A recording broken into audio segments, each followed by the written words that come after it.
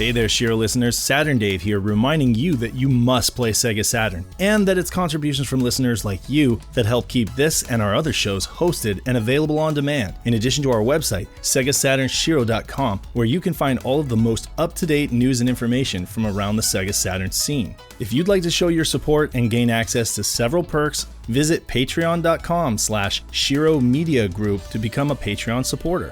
If a monthly donation isn't possible, no worries. We still value your support in liking and sharing our content on social media and joining our Discord community to become a part of the Saturn conversation. Thank you for being a loyal listener and a part of this great community. And as always,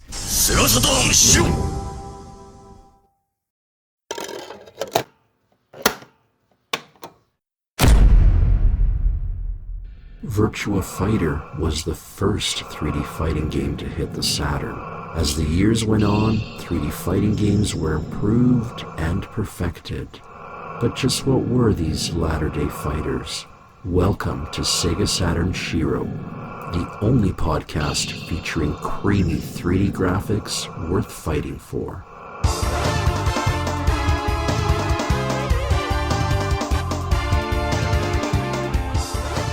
Hello everyone and welcome back to the Sega Saturn SHIRO podcast. We are in fighting form today, and that's because our topic, well, before we even get into that, maybe let's do some introductions. So our SHIROs today are Saturn Dave, Trainoco Pat, Pandemonium Nick, and myself, Peter. So let's start with some brief personal updates.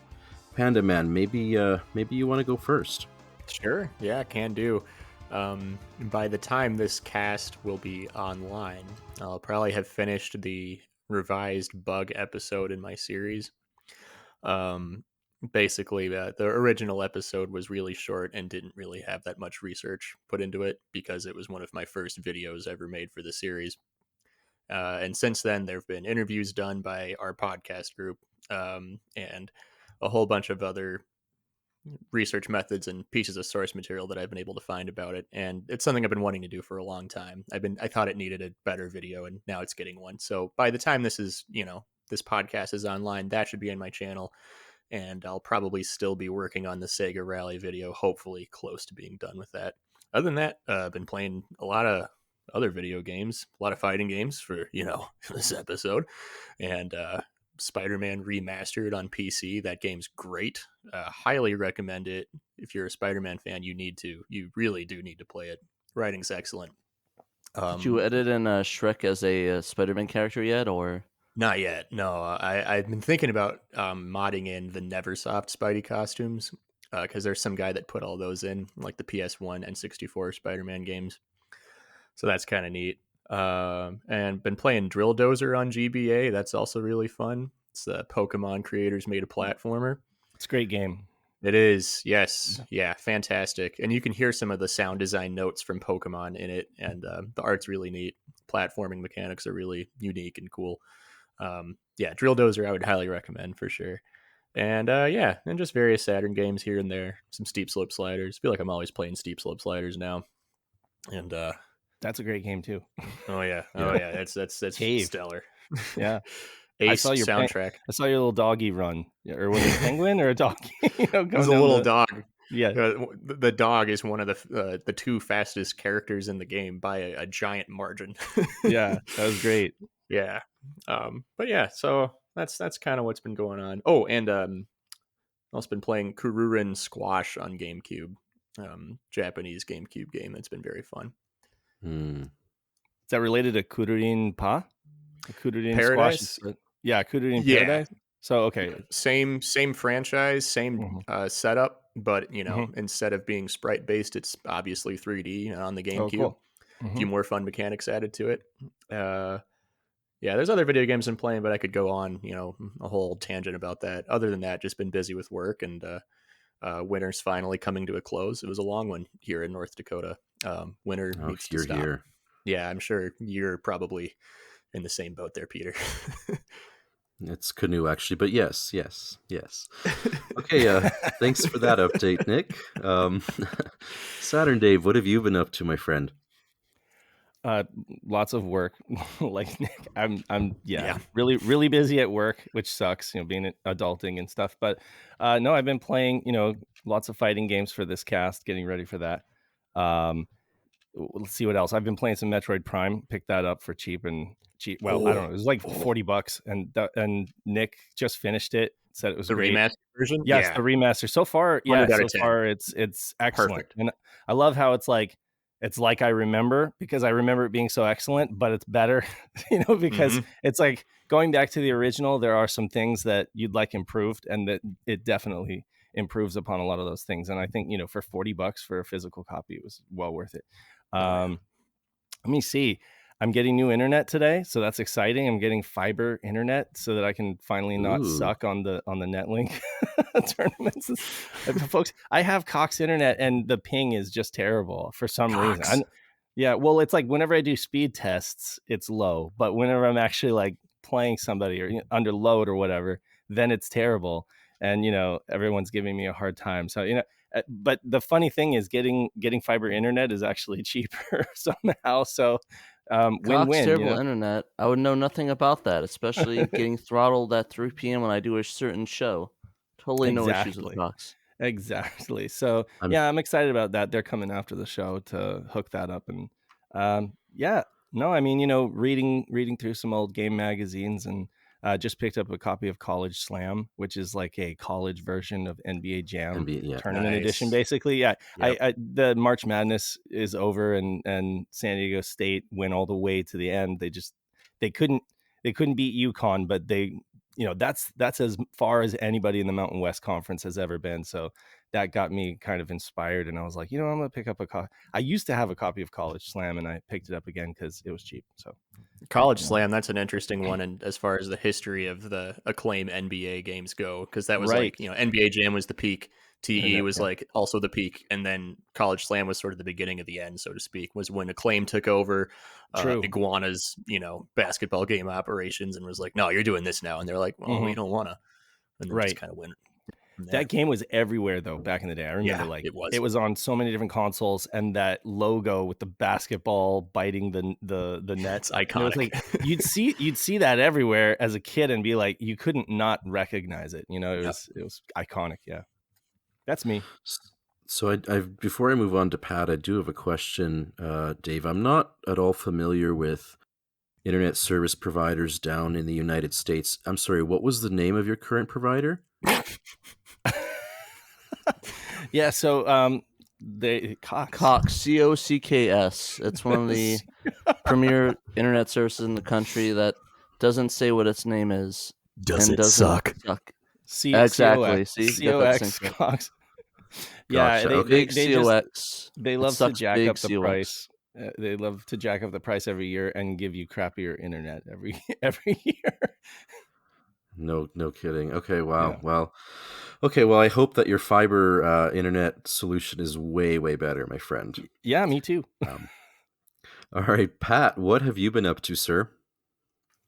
Quite a bit. The usual Warhammer, paint my Warhammer dollies, as I usually do. Playing Warhammer. I've been playing the fighters, like Dave's been talking about as well, and Nick. Looking over a couple scripts for Nick's videos. I'm really excited about them. The bug one, I think. I'm hoping he makes a Tommy Talrico reference. I'm hoping, but all right. Hopefully we'll see something about maybe him doing a certain game, because he was the first American to do so. So obviously he needs to be credit where credit is due. Obviously. So, that's but right. No. But yeah. Besides that, been. I actually started playing Metroid Prime Remaster as well. It's been pretty fun. Yes. Nice. Definitely one of my favorite GameCube games. Definitely not one of my favorite Metroid games, but it's still a pretty fun game. I like it a lot. Good nostalgia from that. And I've been trying to play more games, but I've been busy with SHIRO stuff, the SHIRO show, other stuff, the other podcasts I do. So very busy. Besides that, I just had my birthday come up, so that was fun. I got a happy birthday. Happy birthday. Yes. Happy birthday. Thank you. Turned the big 3-1, got a Sega Saturn sign, got some gift cards for Steam. Got Nice. some cool stuff, so I'm very excited. Had a really good party. I went to like a teppanyaki grill and got shot in the face with sake, so that was kind of fun. Nice. Mm, At least it was that is sake. nice. Exactly. Yeah. But yeah, so that's all good, all good. What about All you, right, Peter? perfect. Yeah, me, so aside from obviously just like everybody else playing all the fighting games, geez, I'm not sure that I really kind of sunk my teeth into any other games recently. I guess the one news for me is I very recently picked up a boxed sports Dreamcast, the Black Dreamcast, and I'm super excited about it. Finally, my OCD can rest easy as I've got my sort of Sega consoles all in the same color. And to be able to get it in box like that locally actually was a real treat. So shouts out to Ray if you're listening. Thanks again, buddy. And yeah, I mean, other than that, playing these three fighters and just really kind of getting back into it. Fighting games aren't really something that I typically play all that often, but once I really get into them, then it's like, yeah, this is good, this is fun, right? So it just it took a while, but I got back into it, and so yeah, that's pretty much the update from me. The Black Dreamcast is really good. I used to have it, but unfortunately I gave it to a friend that needed it because I had like 6 other ones. But I did get the Sakura Wars one, so I'm happy about that. Oh, I also got I got the broadband adapter too for that, so I'm gonna be excited to play that's right. Ooh, some nice. PSO online. Shouts out to Wee Man. Peter, do you have a broadband adapter? No, I don't. No? Well, you need to get one. Then you can play with Pat. PSO. Peter's never played PSO. Fun fact. No, I haven't. Something he needs to remedy, really. We need to get a SHIRO clan going on for that. I'm gonna keep reminding you of that, Peter. You really need to play PSO. I think I do, because I think I'm still a PSO version. So it's a Sonic Team game, right? I mean, yeah, it is. It is. I need to get Anyway, out my PSO and jump on the Cox internet service. You gotta jump on those Cox internet. Yeah. Yeah, and then nasty. They did it. They chose that name. I don't know why. Well, it's like that British used software store, Sex, CEX. Like, I'm sure there was some of it was on purpose. I'm sure everybody loves. Yeah, exactly. Making fun of that. It's like you just described. It's like, yeah, I went and took my Cox stuff to the sex shop, and they didn't want to take any of it. Yes, exactly. I agree. Exactly. But yeah, no. Okay, and on that note, welcome everyone to our podcast.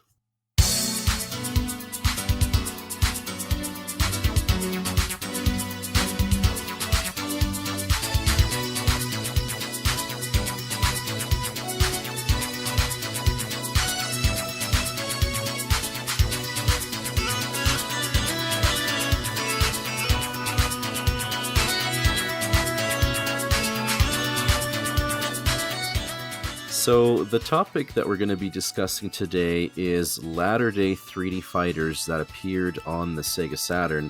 And, even though I'm not going to have this in the title, it's actually specifically 3 games that were made by Sega themselves. So I'm talking about Virtua Fighter Kids, Fighters Megamix, and Last Bronx. Last Bronx actually being one of the sort of last games that were released in the West for the Saturn. But each of these games is really, really interesting, has a lot of backstory, some interesting gameplay, and so we're going to kind of deep dive all 3 of them in release order. So let's get started with Virtua Fighter Kids. So Virtua Fighter Kids was an STV Titan arcade release. It came out in March of '96 in Japan, and then later that summer worldwide. And if you remember, the STV Titan board is essentially an arcade Saturn board. So conversions from STV to Saturn are usually lickety split, and they're usually really, really good. So the Saturn port of Virtua Fighter Kids arrived in summer of '96 in Japan and in the US, and just a little bit later in October in the PAL regions. Virtua Fighter Kids is essentially based on Virtua Fighter 2, but it does borrow some gameplay elements from Fighting Vipers. So things like in-game replays and more emphasis on like a fast combo type type gameplay. But it's a solid fighter, 60 frames per second, high resolution visuals, and it's, of course, very cute. So let's dive into that. So I want to hear from you, Nick, first. Just your overall thoughts on the game. So this is my first time playing Virtua Fighter Kids. I've pretty much given it a skip until now, which I guess you could say that was a mistake. I thought this was just, a dumb clone. And on the surface, it kind of is. It's a meme of a game, but there's surprisingly a lot more to it. The fact that it exists is kind of funny. Like, here we have chibi, big head, models of Virtua Fighter 2 characters, like what would basically be a cheat code in any other game, being its own standalone thing, down to like the facial expressions and the large eyes being different, and like the voice clips of Akira saying tune in high end, like just everything's just in a higher pitch. Like Exactly. it's so goofy. The intro sequence where you see all the grown-up Virtua Fighter characters playing next to their deformed smaller versions, the art style with the title screen and the little screws, and like I don't know what you'd call those. The thing that make up that kid's logo. What would you call those? There's some toy from back in the day that was like They're like that. those little the Tinker Toys, whatever. Yeah, that's right. Yeah. Honestly, it's That's kind of what funny. I It was has such a thinking of. '90s vibe to it. Like I think a lot of I remember a lot of things like in the '90s had like that were kids based had a logo like that. So it's very, very funny Mhm. that made me really nostalgic. Like, man, am I back in the '90s already? Right. Yep. Exactly. It's just funny. The experience of playing it is a comical time, and this comes on the heels of like things like Puzzle Fighter and Pocket Fighter from Capcom. And I don't know if this was necessarily Sega's answer to that. Some people have who I've talked to about it think that it might be to an effort to appeal to more women, as more women started playing video games in Japan in the mid 90s. Mm-hmm. Whether or not any of that's true, um, it's certainly funny that this game exists. Mm-hmm. Mhm. Wasn't there a Toshinden Kids release as well, or did that never materialize? Because I remember around this time, everybody was getting in on the kids sort of bandwagon, and I know Toshinden was. Uh, That's a good question. I don't I know. don't recall if that ever made it out, or if that was just something that got scrapped ultimately. Battle Arena Nito Shinden was. It looks like it was canceled in America. It was supposed to come out in America, but never did. But So never did. Okay. Yeah, so Virtua Fighter Kids is one of those really weird games where I think you have to really be into Virtua Fighter to appreciate Virtua Fighter Kids. So, I mean, if you're just kind of playing this for the very first time, Nick, I mean, is this something that you think you would probably go back to? Would you enjoy it, or is this sort of a novelty? I think I'd go back to, check out more of its unique, like, special features. There are some game modes and other things that it can do that the other Virtua Fighters can't. Just minor things. I want to go and check those out a little more. And this is also one I definitely like when I have friends over or I bring my Saturn over to someone's, house. It's like, oh, let's play this pile of fighting games. This will be in that pile, like, for sure. Um, just because it's amusing, not to be taken seriously or anything, but yeah, Yes. it's Yeah. it's a meme of a game. Nice. Playing this game again. Okay, Nick, Yeah, I'm curious. Have you, having played Virtua Fighter 2, do you find gameplay wise this game is really any different? Because it does sort of use, I believe, the identical move set from its big brother. yeah. I mean, it's got the same combos. If you have memorized the combos for, say, Sarah, all of those combos are going to work from between Virtua Fighter 2 and Virtua Fighter Kids. You're still going to be able to do your pinwheel kicks and all that. What's different is that it takes the instant replay mechanic that we see in Fighting Vipers, where if you Mm. pull off what the game perceives as a sick combo, it'll replay it from like 3 different camera angles, basically interrupting gameplay to let your opponent see just how badly they got their ass beat over and over again before the game lets the fight carry on. And I think with this being kind of I don't want to call it a joke game, but like, maybe we can call it a joke game. Some stuff like that's I do. tolerable. That's okay. uh, And the hit boxes and hit detection are definitely different. I think that's the one major thing because the characters are so much smaller. And I think they made it so that it's almost easier for, kids in real life to play it in those ways. Right. So, and I noticed when I was playing it that when you select your fighter, you immediately get a little box and you can choose from normal mode and kids mode. Yeah. And so normal mode is essentially exactly what it says. It's the normal fighting mode, and kids mode is almost like an assist mode. So there's a lot of, combos that will sort of auto happen as you're playing, and you'll guard more sort of easily and all that. So I guess it's maybe geared more for, as it says, kids to pick up and play. You But can yeah, just definitely. stand there. You can just stand there And for it like just kind of, several right. seconds and Yes. not die. Yes. Yeah.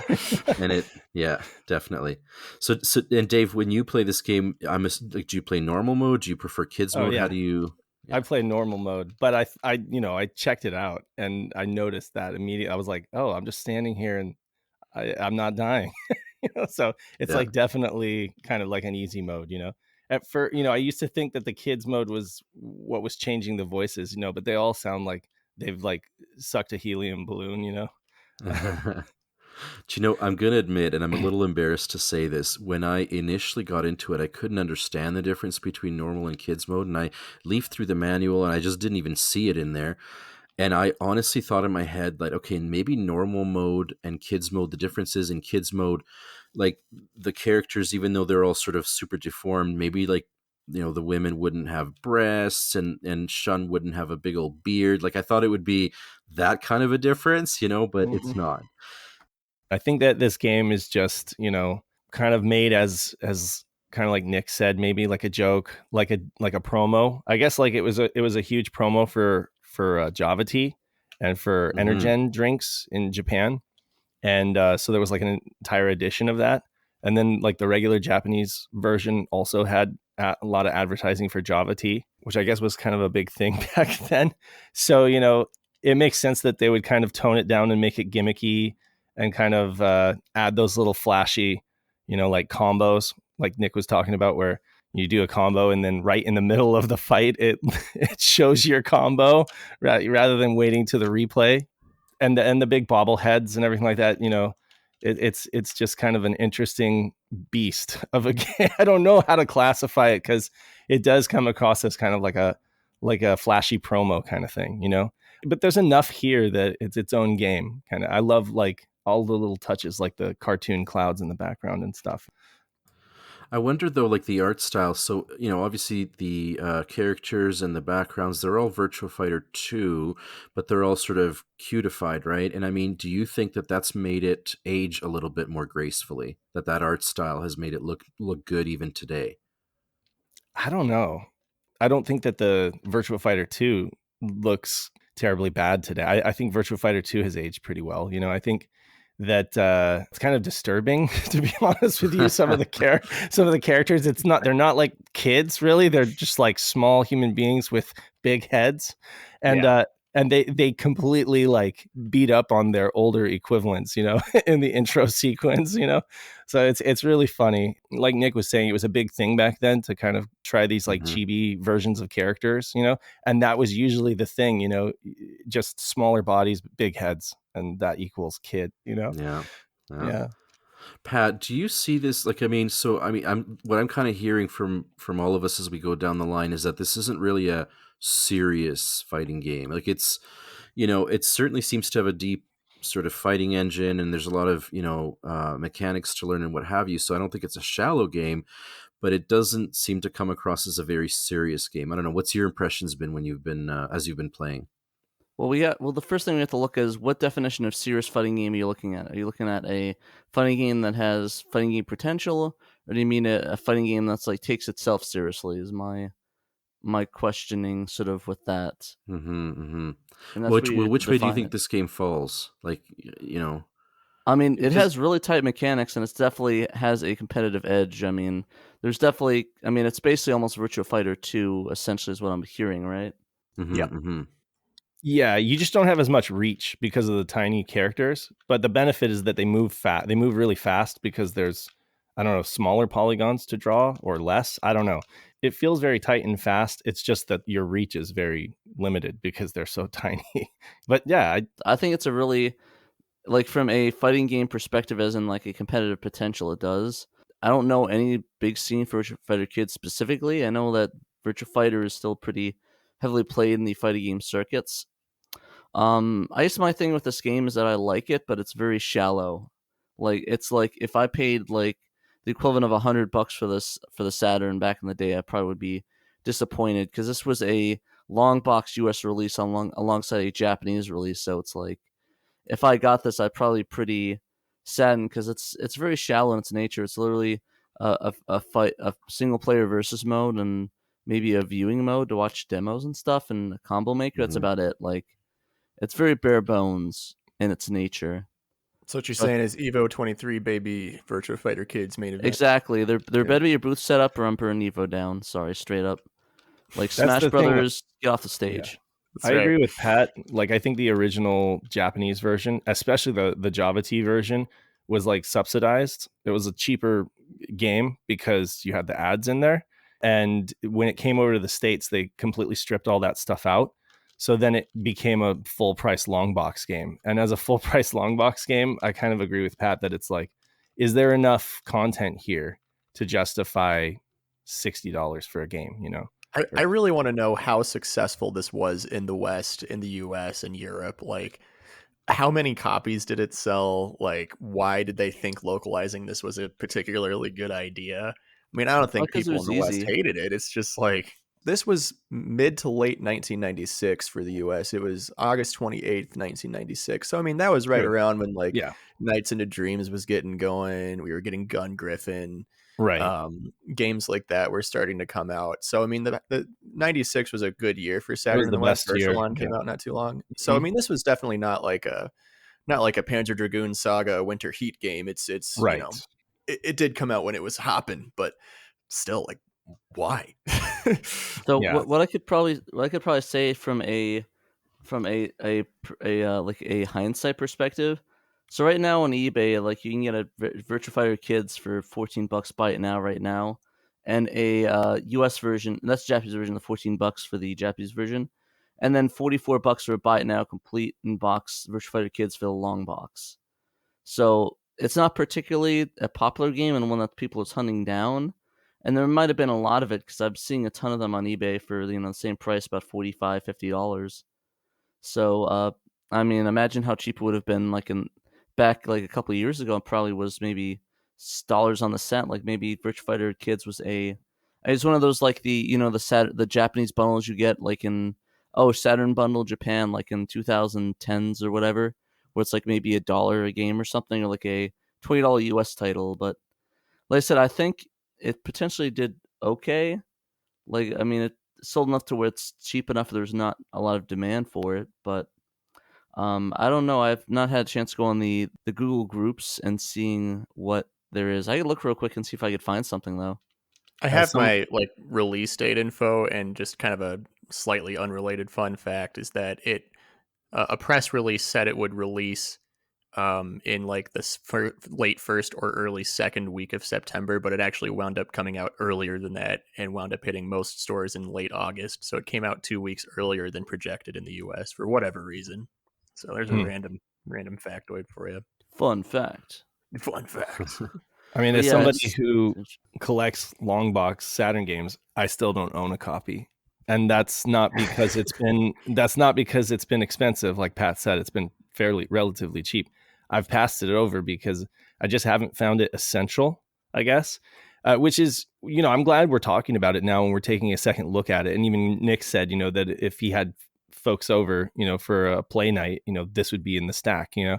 It's interesting. Yeah. So, I mean, it definitely is one of those kind of games that you can show off to friends and it's kind of good for a laugh. And it's even beyond that, there's more there if you like dig in. But honestly, it's been one that I haven't picked up personally yet. So I was looking at old magazine reviews for Virtua Fighter Kids just now, and like GamePro and EGM reviewed it, giving it like trending around the 3 out of 5 range for like their ratings. And a Scary Larry, famed GamePro reviewer, said it was a good idea, that did not need a separate game. So there's That's one exactly how I feel. perspective of the time. The 5-word review, I think, would be just get Virtua Fighter 2. You know, that's what most people seem to take away from it. Yeah. Like a lot of reviews online are just like, why not just play Virtua Fighter 2? So if you have like an ODE or you pirate your games a lot, definitely download it, you know, because it's funny. But don't, you know. It's actually a lot more fun than I thought it would be, to be honest with you. Playing through for this cast is probably the most time I've given it. And it's different enough from Virtua Fighter 2 because of all of the physical characteristics of the fighters. It's much more close combat. There you still have the moon jump, but it's not as high because, again, everything is just miniaturized, you know, except for those big heads. So I wonder now if this game is really emblematic of how in Japan Sega was like really dialed into the culture there, to what people were into, what they liked. And in the West, they were just completely off the mark. Because if you think about it, Virtua Fighter was a phenomenon in Japan, right? So it made sense to exploit the franchise and to put out a Virtua Fighter Kids and sell more copies and cross-promote it with Java Tea and whatever that other energy drink was. And so, you know, maybe it wasn't a super necessary game, but it really fit in with the culture and the times and what was going on in Japan at the time and what was popular. Yeah. And then it got brought over to the West, and everyone's like, well, why isn't this just a secret mode in Virtua Fighter 2? It doesn't make sense, right? Sure. Because, you know, by stripping away all the cross-promotional stuff out of the game and by putting it now into a territory where Virtua Fighter was never, you know, the be-all, end-all as it was in Japan, you're kind of left with this, like, orphan game. And I think it's a shame because as I've played it, I mean, it's technically very, very sound. It runs at 60 frames. It's higher resolution. Honestly, it's very beautiful. It's a beautiful game, like straight up. Yeah. I think it's probably one of the prettiest fighters on the Saturn. Like, there's more to it than just it's a cheat code for VF2. Like, there's more to it than that. It's got, you know, like cutified backgrounds. It's got multiple different game modes and some fun gameplay mechanics that are thrown in. I mean, it's more than just like a small character, big head mode, you know, of VF2. There's a little more to it than what you see on the cover. Yes. I do like the ads on the back. 20% faster than Virtua Fighter 2. Amazing special moves. Hidden secrets that rate the true Virtua Fighter master. Customized characters with the now make your own combos mode. New real-time instant real plays. Original movie sequences. Oh boy. Go to your store and pick up Virtua Fighter Kids right now. Speaking of those movie sequences, we got like... They changed the US movie sequences to have like different backgrounds and stuff like that. The Japanese version was very like vanilla.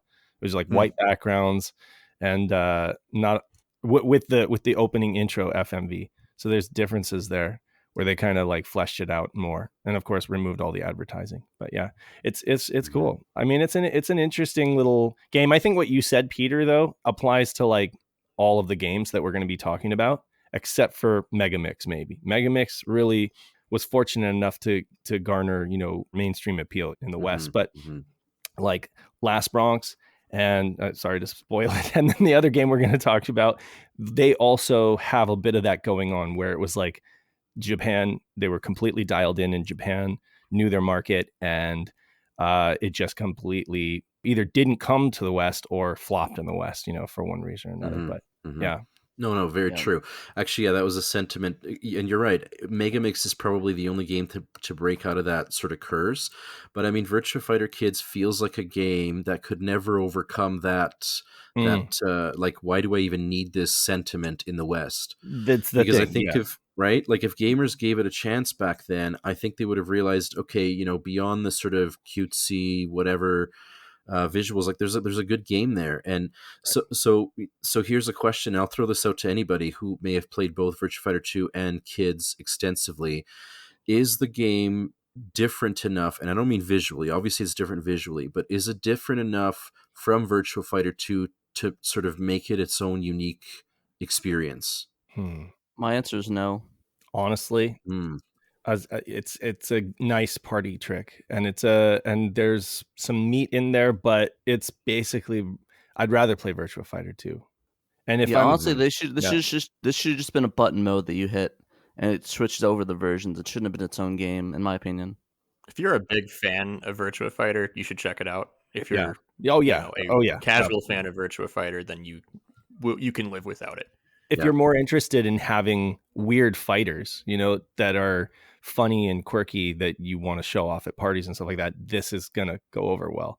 It was all Virtua Fighter 2 was always like a thinking man's fighter. It was always kind of not very flashy, very much about like the Yu Suzuki was all about traditional martial arts moves and stuff like that. And so the fighting was always very cerebral versus flashier, like, kiddie kind of stuff. I don't know. It just depends on what you appreciate more. But this just feels a little unessential compared to all the other fighters on Saturn.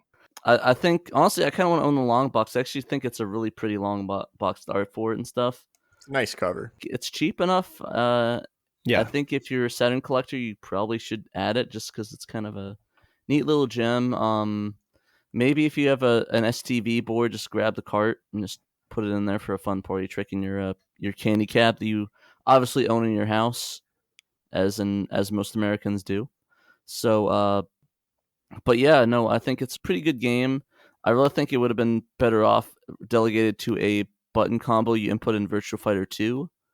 But I mean, that's just my opinion. I think that if it had sold for like $29.99 or something like that, if it had been a budget release, the way they do like Switch releases these days, you have, your AAA games that are like $60 and then your budget games that are about 30. And then you have your Zelda games that are 70. And if it exactly, touche. But if it had been a budget release, for cheaper, I think maybe it would have done better numbers. I don't know. According to the information that we're seeing, maybe it didn't have a problem selling. But as far as like reviews and stuff go, like if the outlets are saying it's not essential, a lot of people who are going to be, deciding how to spend their Christmas money or whatever are going to be going probably with the mainline stuff and steering clear of the, these side tangent things. Like when it came out in the US, MSRP was $50. That's asinine. For this game, it just doesn't feel like 40 maybe or less. But yeah, not even. No. Not even. Yeah. It should have been $30 or maybe 25. And over and above the cross promotions, like I'd done a bit of research, and there was a toy line that was launched right alongside it, where you could buy little, Virtua Fighter Kids figurines and whatever, and it sold like crazy. Like this game was just perfect for Japan, and it just wasn't for anywhere else. So, and I will agree with each and every one of you that back in the day, for it to have come out at full price, like it was like, why? I can't imagine that it sold very well in the West. But now that we're in light years past when the Saturn is current, and we've got, alternate means of playing these games where we're not shelling out tons of cash, is this still worth a try for folks that haven't played it before? Yes. Yeah, absolutely. Yeah. And that's the thing, at the low cost of $0 for putting it on your ODE or burning a disc.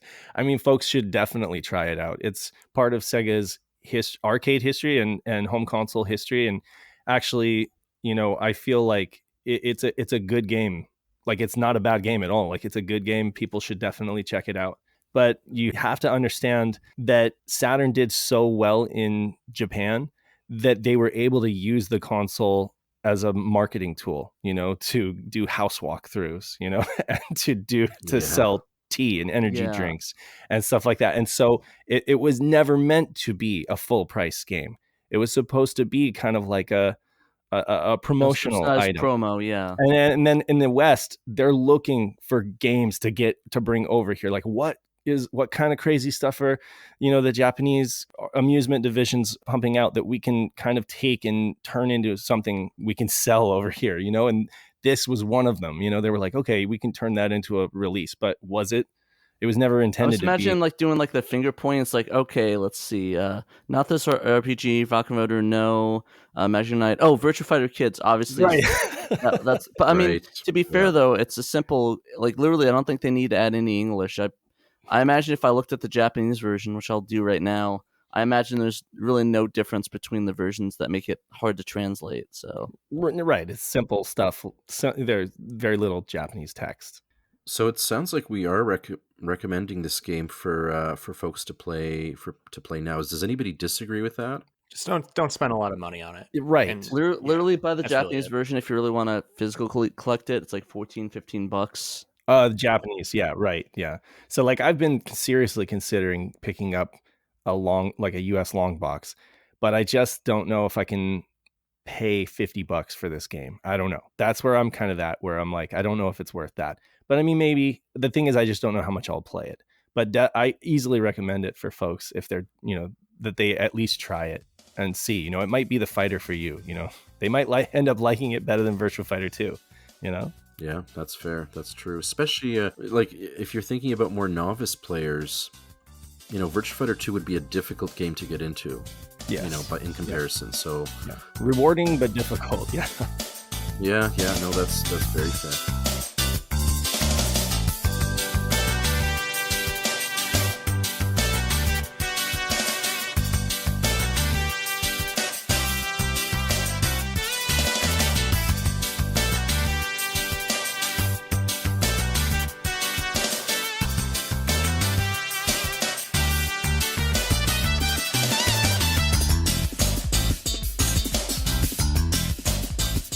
Okay, so let's segue into the next game on our list, which is Fighter's Megamix. Fighter's Megamix is actually one of a very small number of Saturn original AM2 games.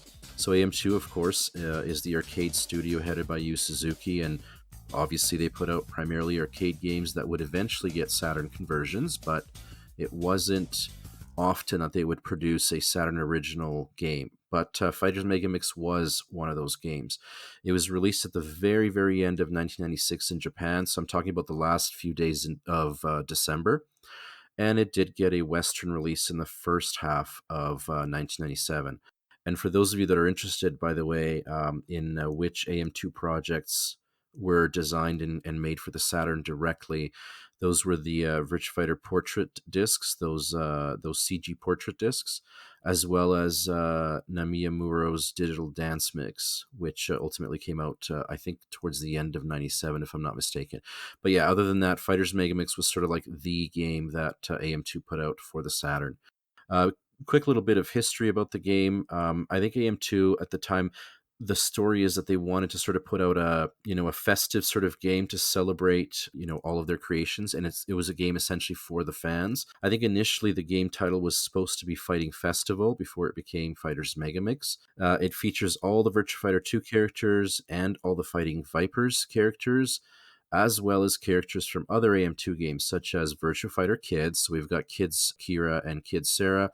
Virtua Cop 2, we've got Janet. Daytona USA, we've got the Hornet. And there's also a couple characters, Bean and Bark from Sonic the Fighters, and even a few other original comedy characters. This game, I think, is all about content. It features all the stages of VF2, Fighting Vipers. There's even the desert stage from Virtua Fighter 3, some moves from Virtua Fighter 3 arcade characters, and a bunch of other bonuses. So, it really is, you could say, a fighting sort of festival type game from AM2. Dave, did you happen to play this game upon release? I played it in like late 98, around 98, I picked it up. So I mean, not exactly at its release, but yeah, no, I remember it was like pretty big for a Saturn game, all things considered, And I mean, Saturn was definitely waning towards the end of 97, and I'm almost completely gone in the shops and stuff by 98. But yeah, like this was one of those games that I was really excited for back in the day. Did it meet your expectations? Oh, absolutely. It plays amazing with a D-pad or an arcade stick. It's fun with friends. It's got tons of modes, and it's also got a bunch of unlockable characters, Plus, I loved the fact that it had the Daytona car in there, which I'm a huge Daytona fan. So, yeah, no, I mean, this game, I don't know anybody who doesn't like Megamix, honestly. I know some people who rate it the best, their favorite fighter on the machine. It's not my favorite, but it's up there, I know what you mean, and I remember fondly Sega Saturn magazine at the time. They were covering this game pretty extensively leading up to its release, and they held Virtua Fighter 2 in very, very high esteem. And so initially their reaction was, okay, well, this game is clearly better. It's essentially all of Virtua Fighter 2 plus a whole bunch more. And ultimately they ended up rating it somewhat lower than Virtua Fighter 2, but it is, I would agree, a top-notch game. Because of the experience in Virtua Fighter 2 being a bit more crystallized and focused, right? Whereas this is more like they treat it like, I don't know, just like a party game, you know, or something like that. But I mean, that's the thing is this game does, you can switch the modes and play this Virtua Fighter style, you know. The default is, they've got the default set to Vipers, you know. So if you don't go in and change that, then you will be like, okay, this plays more like fighting Vipers. Yeah, yeah. Pat, I have a question for you. So this game is the only game out of the three we're going to talk about that does not run in the Saturn's high resolution mode. So it's noticeably blockier, I guess you could say, compared to the other two. Right. Does that make a difference to you? Like, you know, is that something that will affect, like, does that look cringy to you at this point in time, or does that not matter? With the output and video stuff I use, it doesn't really matter. It looks still really good. I think it looks pretty nice. And I know there's definitely a visual downgrade between even Virtua Fighter Kids and this. But honestly, I think it's probably my favorite. This game is probably my favorite out of the three. Like, Mhm. I think it looks really great. I think it plays. Actually, I really like the Fighting Vipers engine compared to the Virtua Fighter one. So I'm gonna probably switch to that. I actually did not know that, so I'll go find that. But I do think it's one of my favorites, and I think Candy is the best character in the game. Just being honest. Yeah, no, that's a popular one for sure. So, okay, so I wrote down a statement as I was kind of going through my thoughts for this game, and I read it back to you, and you let me know how accurate you feel this is. So, Fighters Megamix plays like something that should exist between the King of Fighters games and Super Smash Bros. It's like it exists somewhere in the middle. Is that fair? Would you say that that's pretty accurate? Like it's a mashup, certainly, and it's definitely more fast-paced, arcadey, you know, easier to get into. Does that sound true? Does that ring accurate to you? I'd Looks say about so. right. Yeah, and you know, with King of Fighters, that's more of a serious fighting game that aims to take itself seriously and wants to be viable Right. for competitive play. Whereas this, it's not quite Smash Bros. In the sense that it's not a platform fighter, but it's not quite King of Fighters in the sense that it's really not well balanced at all.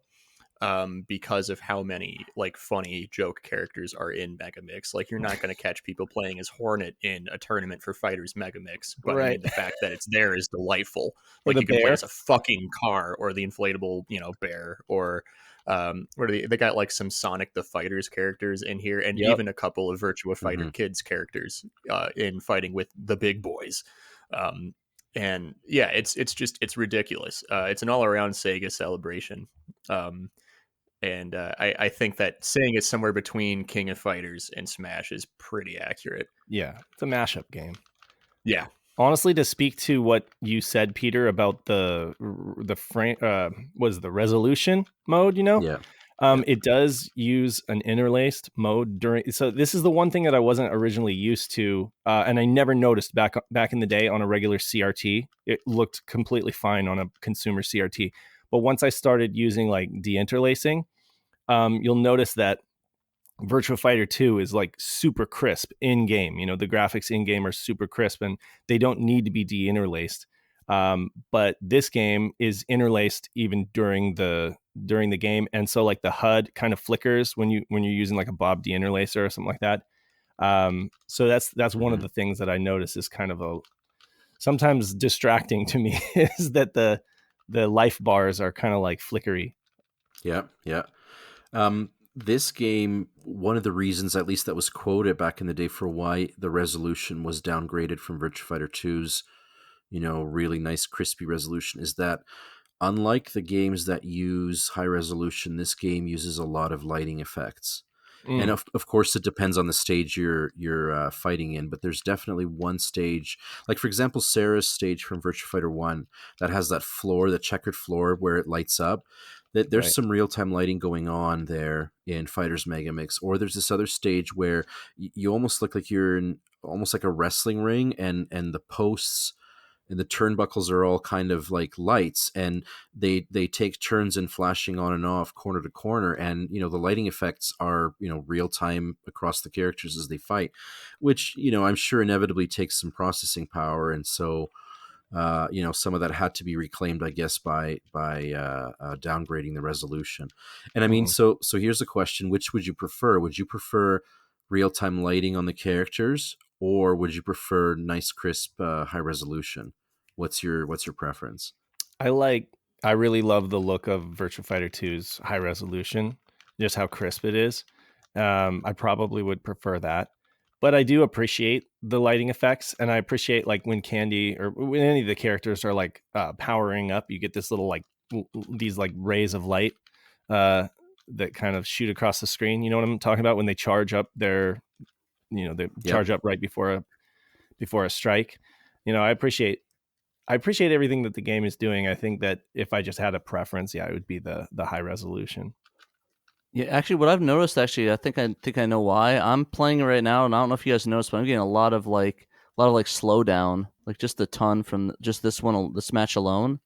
Mm-hmm. So I'm thinking maybe it might not have been optimized as well as the other ones where like the other Virtua Fighters and stuff were. Maybe there's just a lot of effects going on. Yeah, you know what? That's true. Now that you mention it, Pat, I recall when I was playing, I didn't notice that in any of the other games, but this one occasionally did have slowdown, especially because, the characters are also usually in an enclosed arena, so there's some extra processing. You can smash your opponent through the walls, and they've got armor, so as you play and your armor sort of depletes, there's extra pieces to sort of knock off your fighters. So maybe it's just a tiny, tiny bit too ambitious for the Saturn to handle. I don't know. Nick, did you notice any slowdown playing this? Every now and then, yeah, I'll notice some. It's not like debilitating, but periodically you'll get a couple of frame rate drops in matches, particularly in any stage like the one Pat's playing right now, where it's a fighting Viper stage where there are walls that can break and stuff. I think it's just a lot for the processors and to think about. But we've seen in other fighting games that complex stages and characters in 3D fighting games like this, there are other Saturn games that do basically this in an optimized way that doesn't drop frame rate. Virtua Fighter 2, for example, right? That doesn't have the borders that Fighting Vipers does, but it still has really complex stages that it's rendering and thinking about. A lot of quads to crunch. So I don't know. I think it's more of a testament to Sega made this game as a fun celebration party game, not as a put it in Evo game. Right. You know what I'm saying? And that's not a bad thing. You're still getting all the fighting mechanics of Virtua Fighter 2, of Fighting Vipers, some of that built into all the crazy bonus characters. It's still a very methodical fighting game where you need to think about what you're doing and think about what combos work in certain situations, good reflexes and all that. But it's not supposed to be like, it's not supposed to compete with Virtua Fighter 2. It's not supposed to compete with King of Fighters, with Street Fighter 2. It's its own shtick. So when you overanalyze it, it's easy to get into kind of nitpick things, Yeah. But one thing I will say anecdotally is that at PRGE, it was one of the most popular games, people love it. So here's the funny thing: at PRGE, we had crappy monitors. Okay, we had these crappy like Crosley TVs. And we had like 25 of them, right? They were all matching. So that's what they gave us. And we're like, okay, YOLO, we're just going to use composite on all of these, and just plug them in. And nobody, it's funny, like, even though we didn't get the budget for frame masters. And actually, it's funny, I had to sacrifice my RetroTink there for them so that we can use it for the blockbuster thing. But the thing is, even though a bunch of us were like RGB, HD signal purists and all about trying to get the best image at home, with BVMs or pro monitors at PRGE, at the game room, nobody cared about that. Everybody was just kind of like, oh, Fighters Megamix, or, Virtual On, right? And people would just flock to this machine and get on that the Virtua Fighter Pro stick, the big stick, the arcade. What do you call it? The one for 2 players? Yeah. It's like the dual input one. The dual input one. Yeah, exactly. I thought it was just like the Virtua Fighter Pro stick. But anyway, so Virtua Stick Pro is what it was. Yeah, they'd hop on that and just have a blast with this game. So anecdotally, just as far as like crowd appeal, it was one of the most popular games because people didn't really care about nitpicking the resolution or whether it was better than Virtua Fighter 2. They were just like, it has so many modes, it has so many characters. And it's just a fun game to hop on and play. And I noticed that too. Like I sat down and played a few folks and it was just really fun. Like universally, every friend or family member I've shown this game to has just loved it. And if I talk about Saturn with people who I'm friends with who don't really play Saturn games, they remember this game. They remember Fighters Megamix. They're like, oh, what's the one where you get the guy with the bowling ball shoulder pads and you fight a car or whatever? Like, right. They want to play that one. Yeah. It's delightful. It's very easy to like pick up and play too, for people who are not into fighting games. And I think that's part of what makes this so universally loved. So, okay, we know that in North America, Virtua Fighter, the franchise, wasn't all that popular compared to Japan, and arguably neither was Fighting Vipers or whatever. Virtua Fighter Kids comes along, and we're like, why is this a game? Fighters Megamix comes along, and we all love it. What's the difference? What made this game so much more appealing, for example, than Virtua Fighter Kids? It's not a reskin of VF2. Right. There's enough new stuff in it, new characters, even to people who've played the hell out of VF2 and Fighting Vipers. There's enough new characters and new other things to, the Virtua Fighter 3 combos and stuff like that they threw in. There's enough to like make it, okay, yeah, this is worth me buying. There's a million characters. You can play as Seba, which is like, that was kind of a neat element for people who were Virtua Fighter fans. Seba being the character who was cut from the original arcade version. Right. You can play as like a Janet from Virtua Cop, which is really neat. Rent-A-Hero is a character. Yeah. There's a lot of like really niche Sega references that if you're a diehard fan of Sega, there's enough in here for you to be like, oh, this is cool. Yeah. It stands alone really well. You got Dural unlocked. Yeah, Dural being playable is good. Yeah. So I was going to mention that there is a ton of Sega Easter eggs in this game. Most of them focused around AM2, of course. Rent-A-Hero is a good example. I happen to own a Dreamcast Rent-A-Hero game, but that's a very Japanese sort of reference, right? So you'd have to be really dialed into Sega and like the Sega universe to really truly get all of the references. But there is some lighthearted fun stuff in there too. And I'm just curious if any of the sort of wacky or bonus or Easter egg type stuff stands out for anybody. I think my favorite part of the thing is the inflatable bear or the Hornet from Daytona USA. Hell yeah!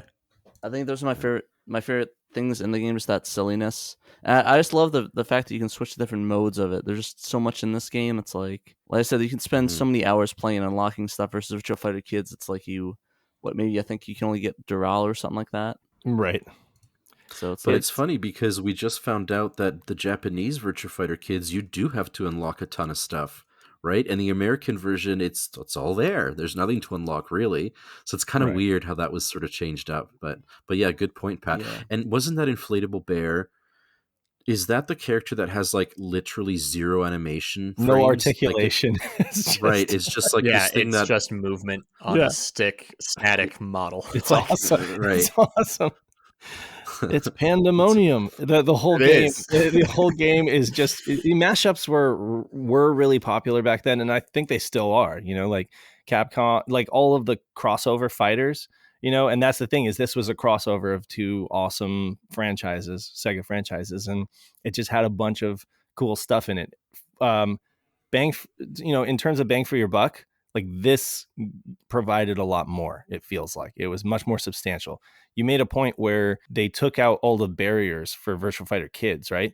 Because if they hadn't done that, and that's what you saw, like when you fired up the full priced Saturn game in the West, you'd have been like, wow, there really is not a whole lot here. So like they unlocked all that stuff so that you'd get a sense that you actually were getting what you paid for, whereas like I say, in Japan, it was like a promo product and, you'd kind of unlock stuff. You'd put it at a kiosk or you'd put it at, either sell it for cheaper to kind of sell a product, and people could like unlock stuff as they go. But I just think that, Fighters Megamix is kind of universally loved or at least appreciated in Saturn circles just because of how much it offers, And if you're a big Virtua Fighter fan, you can always change in the settings and go, Virtua Fighter mode. And then it'll play a bit more like what you're used to or what you like, Yeah, that's true. Okay, I'm going to ask for roundtable recommendations for this game, but before I do that, a couple of really quick sort of tidbits or fun facts. Fun fact. The North American release of Fighters Megamix is the first Saturn title to drop the barbershop stripes on the front cover of it and just go with a plain white background. So that was the very first game to do that. Every subsequent release after that would drop the barbershop stripes and go with just the sort of solid white True. stripe at the and on the spine as well. So that was kind of a very, very subtle change in packaging. If you think about the Genesis before it and the Dreamcast after it, both of those libraries, about midway through their life cycle, had significant packaging changes. Like the Genesis went from that sort of black grid to the red stripes, and then the Dreamcast went from the white to the black, right? But Saturn stayed pretty consistent, and one of the very subtle changes was the dropping of the barbershop stripes. The other quick little tidbit I want to mention is Candy's got this move where she like sort of thrusts herself butt first into the face of her opponent, right? That's a classic Viper's move. Yeah. Classic. So I looked up the move in the North American manual, what it's called in the Fighter's Megamix manual, and if I've got the move correctly, it's called Booty Bop, which is a bit of a interesting way to put it. Mm-hmm. Booty Bop. Whereas I could be wrong. I may be getting my moves confused, but there is a similar move for her that in Japanese it translates to slice of heaven or something like that, because you're getting this. So another very sort of subtle, east to west translation. So yeah, probably for the best to not have it like that. That's a good localization idea. Yes, that was I would agree with that one. For all the ways that localizations sometimes destroy the source material, this was not a bad change. So we'll go with that. Okay, I want to do a quick. They kept in her losing her top though. That's kind of interesting. Hell yeah. Yes, but you know what? But you could have every single fighter lose their armor, and so you get what you get, I guess. That's true. When that armor comes off, right? Unless you're an inflatable bear. I just want to reiterate for people that actually want to play it that she is not actually like topless. She has like her undershirt on. So right, it's armor. I don't know if I got people excited. So you just wanted to let you all know, just in case you like came and said, "Oh, you lied. She's not topless." Yeah, no. For top heavy entertainment, there should be like Dead or Alive, maybe, but yeah. Nobody mentioned this, but on the back it points out bonus preview special moves straight from VF3 Arcade. So it had the Virtua Fighter 3 moves in it, which was like they were this came at the time when folks were like talking about and hoping for like a VF3 on Saturn, it was like, well, and the mags even pointed that out. Well, in the meantime, you get Megamix, and that has some VF3 moves in it, so you can start practicing. Yep. I like how that they pointed that out, is that you can actually, it has the moves from there. It's like, cool. Can I play the game from there? Yeah. Can I get the game? 32 champions, one game, no mercy. And it even says like 32 arenas of combat, choose from breakthrough cage or ruthless no boundary mode. Simply put, this is the best fighting game ever, next generation.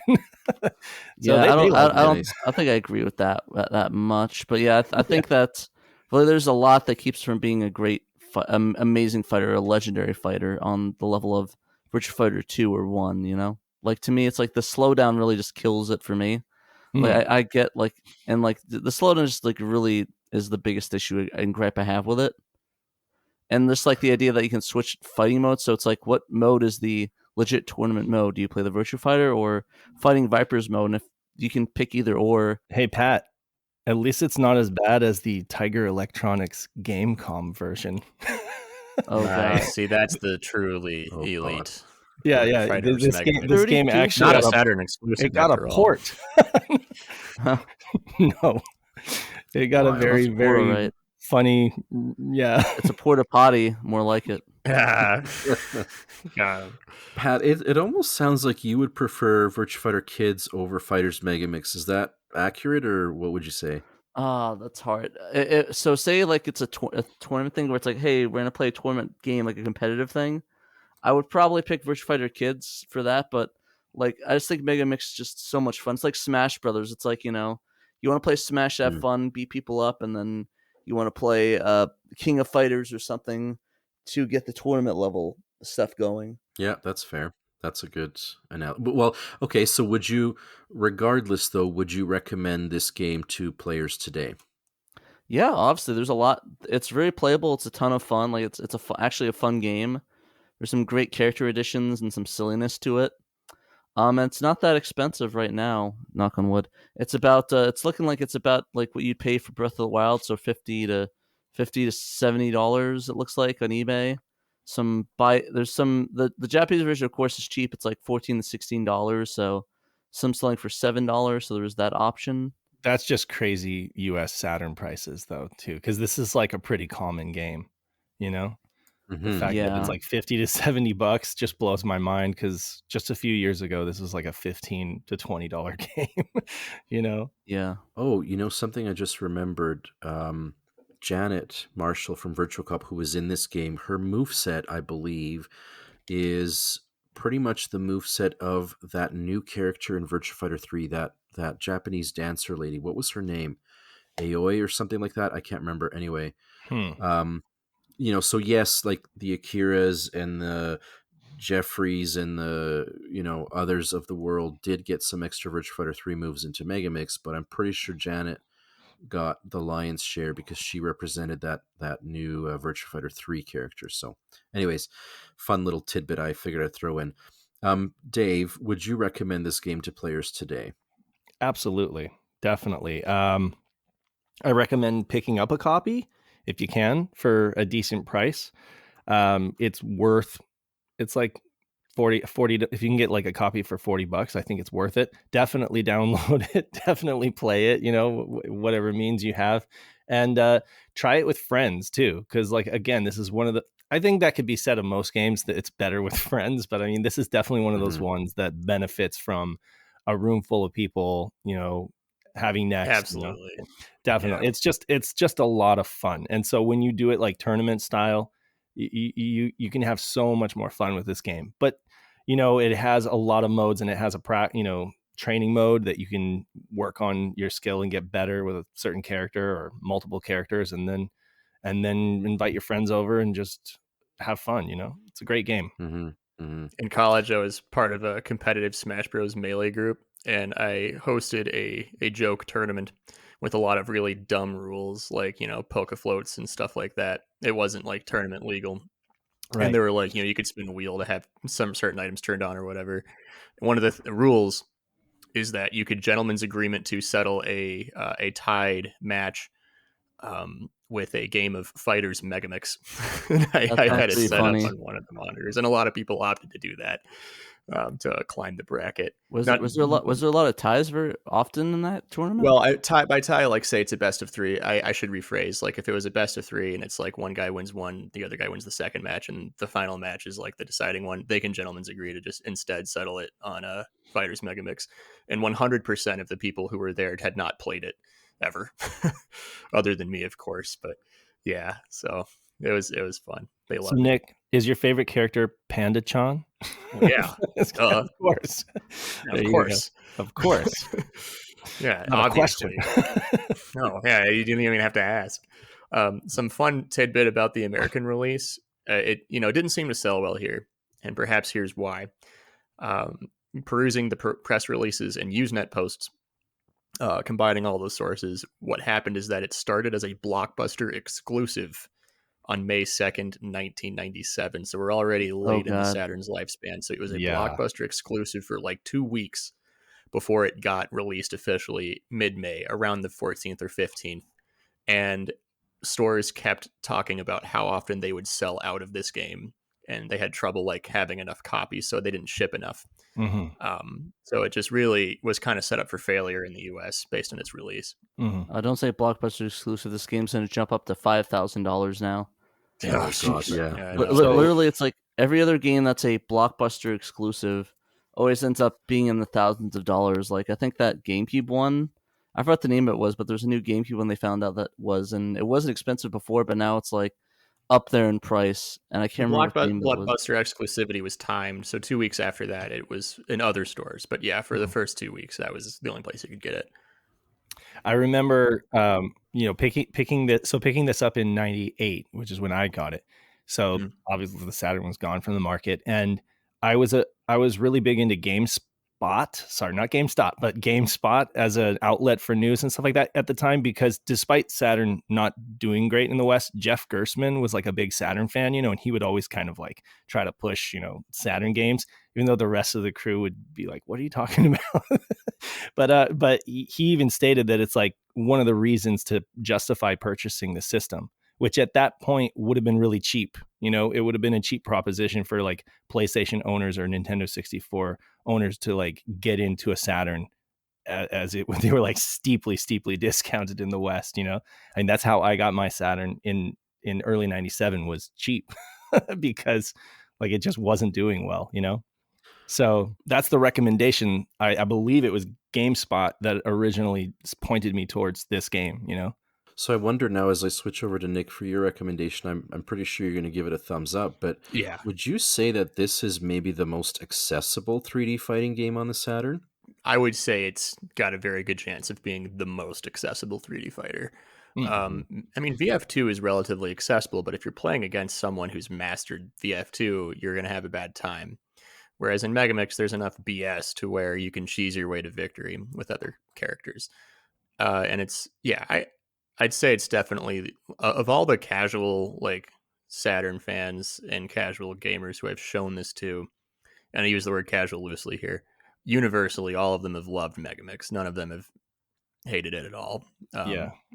I mean, it's extraordinarily accessible for people who aren't into fighting games or Saturn games. Definitely the most accessible 3D fighter. I think that Street Fighter Alpha 2 is really accessible as well. And it's pretty pick up and play. I mean, easy to get your grips on, but takes forever to master. Kind of like this, Yeah. You can easily pick this game up and play, but then you can become like a god at it if you really spend time. And in Megamix, there's enough joke characters and funny stuff to like keep practically anyone in the room entertained while it's on. Right. Yeah, I'd recommend it. Absolutely. 2 thumbs up. All right, and then just to circle back to me, obviously I'm going to go with what everybody else is saying.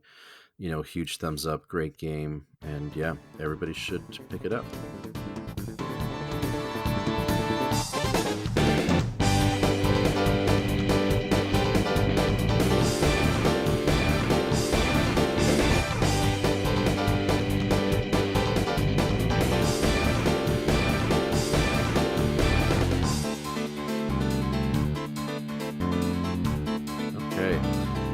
So let's round this out with the last of our 3 latter-day 3D fighting games, and I'm talking about Last Bronx. So a bit of history on Last Bronx. So it's an AM3 creation. It's a fast-paced, weapons-based fighter running on an advanced variant of the Model 2 arcade board. It released in Japanese arcades in mid-1996, and in the West it was in late 1996 in the arcades. The Saturn version was converted by AM3 themselves, and so it followed with a summer 97 release in Japan and late 97 in the West, making it the last big Sega arcade conversion to hit the Western Saturn. And, to be honest, even thinking about the arcade version, I'm not sure that I ever saw a Last Bronx arcade cabinet in the wild, so to speak. So this is probably not a game that got a whole lot of... No, I don't either. And so, again, just like with Virtua Fighter Kids, really big game in Japan. It was followed very closely to see how it would convert over to the Saturn. There was a radio show made for it in Japan. So there's a lot of sort of periphery to this franchise. And so again, it makes its way over. It's a very sort of competent game. It makes its over to the West, and I'm not sure that anybody cared in late 1997 that the Saturn got Last Bronx as an arcade conversion. But I want to hear, I'll start with you, Dave. Did this game hit your radar at all? This is my favorite fighting game on the Saturn. I don't know if that's a hot take. Wow, okay. Here's a hot take. I like AM3 games better than AM2 games. And I know that's a hot take, but like I love Sega Rally, Last Bronx. Sega Rally, Last Bronx, Minx, TT, Virtual On, Last Bronx, Top Skater. By the way, this game was like almost back to back with Top Skater. And I've often said to Peter that I feel like this game aesthetically has kind of like a Top Skater vibe, or looks some of the characters and stuff like that. And I was like, oh yeah, it was AM3, and they made it like back to back with Top Skater. Very adjacent games. Yeah. Very adjacent, had that kind of like Tokyo, I don't know, like definitely with the character design of like Kenta, and there's another character in Last Bronx that kind of resembles him. But yeah, no, Last Bronx I trade Last Bronx for Top Skater any day of the week. Okay. So I trade Top Skater for Last Bronx. Sorry, the reverse. But if you had Top Bronx or Last Skater, though, you mash them up, then you'd have no. But you'd have a double awful game. No, I absolutely loved this game back then, and I love it now. It's just, it moves so quick. You know, it's so tight and fast, and then you have the weapons with the kind of like blur effect that they do, and all the little technical things that they kind of did to kind of fake the overall presentation of like the arcade version. I think it really helps that it was them that brought the arcade version to the Saturn, you know, in the same way that AM2 brought Virtua Fighter 2, you know, from the arcade to the Saturn. They were really able to make this game, you know, perform well on the Saturn. And yeah, I don't know of anybody else who says it's their favorite Saturn fighting game, but it's mine. Yeah, it's up there for me. This is my first time playing it, and it's for sure in my like top 3 fighters on the Saturn, up there with Asuka 120 and Megamix. I was blown away by it. The 3D graphics on the models themselves and the stages, and the fact that all of it comes together to run at a very smooth, consistent frame rate. The underground street fighting style weapons that they all have with like the knives and the wooden sticks, and it just feels really gritty and like gutter punk, I guess, with a lack of better word. The TMNT. It's channeling. Exactly. That's a good description. It's kind of channeling the Akira vibe, you know, from the film Akira, you know, the kind of post-apocalyptic Tokyo kind of thing. And with the really bold red letters, you know, and I love like Nagi and Yoko, like their move set. Nagi has this move where she can just grab you with her thigh around your neck, and then just like, how is that physically possible? And like the stage names are really goofy. There's a stage called Lust Subway, and I think there's one called Radical Parking Lot. I'm gonna call that my parking lot. It's like my parking lot. I'm gonna go to the Radical Parking Lot or the Dark Parallel Park in the Radical Lot. Exactly. There's nothing more 90s than Radical. So, right? Like, I mean, no. Is it fair to say that this didn't do so well because you had games like Toshinden and Soul Edge or Soul I think Blade? it was just so late. You know, I mean, this was October 17th, 1997 in the US, and like even in Japan, it was kind of a later end of the Saturn lifespan, fighting game. Perhaps it was more popular in Japan, and in the West, it certainly wasn't. Oh, it was incredibly popular in Japan. Yeah. Like the end of 1997 is essentially the end of the Saturn in the US, because in 98 there was like, 7-8 games that came out. So this was like really like, I'm pretty sure this would be after Final Fantasy VII came out, or at least after it had PR'd, Sega out of existence in the 5th gen. So it really, there were not a lot of eyeballs in this game when it released, and I think that's super unfortunate, because what's here is truly special. It's so much fun to play. It's so easy to pick up. It's so smooth, and it's so, I guess, rad. Maybe you can say that. It's like a radical parking lot. And Saturn being super successful in Japan, and also Sega being like the king of the arcades in Japan. It did incredibly well in Japan, and rather than just being like a Me Too weapons fighter, it ended up being like eclipsing the other ones in terms of popularity. It got a live action movie. It had anime. It had comics and art books and stuff like that. It's a lot more stuff over there than I didn't even know that. Yeah, I think that one of Virtua Fighter's biggest criticisms, even in the 90s, is that it was very basic in terms of its style, particularly compared to Tekken, which was coming out around the same time. Tekken had this very very in-your-face, gritty, underground street fighting style vibe to it. There were parts of that series where you like fought Uber Satan, which turned out to be one of the main characters or something, right? There's there's Yoshimitsu, there's martial law, there's all sorts of crazy, wacky characters in it. in this really just cool martial arts style. Like it's like a cool martial arts movie in a video game. Mm-hmm. And so, we have Virtua Fighter, which its style is not bad. It's just very basic in terms of its, plot, its story, its characters, and all that. And so Sega's like, oh, you want us to get gritty? Fine, we'll do it.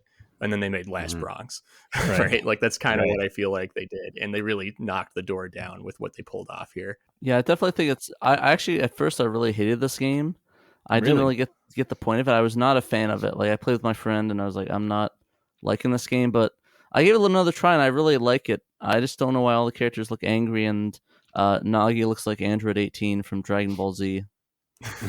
Interestingly enough, Nagi has like a love interest with Yoko, but they kind of edited that out of the US version. They're like cousins, apparently, right? No, in the American manual, all the characters have like self descriptions. Right. And in the American manual, Nagi's description says, "I formed the Dogma crew with one rule only: no boys allowed." No boys. She hates I don't hate men. I just expect them to serve me. And then the end of the description says, if pigs like Kurosawa can't handle that, they can tell it to the business end of my sai. That tomboy Yoko, on the other hand, is welcome to join us whenever she wants. So they hint at it, but I don't think they come out and directly say it. But which I think even then, that was kind of a lot for the late 90s in America for them to be willing to put that in the manual. Yeah, exactly.